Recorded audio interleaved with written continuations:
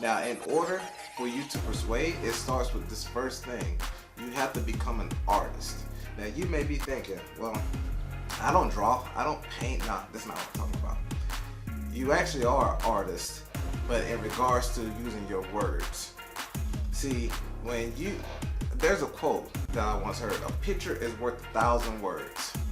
So when you're conveying your message, your presentation, your proposal to your prospect, you're using your words to paint a picture of why they should move forward with you.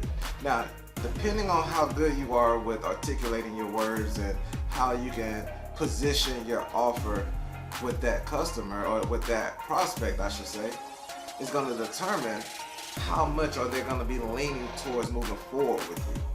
Because your words, again, is speaking to them in a way that they are trying to validate the reasons why they should move forward with you. So you want to make sure that each stroke of your words is painting a very, very vivid and favorable picture, not only for yourself, but for them as well, because they have to win first before you win.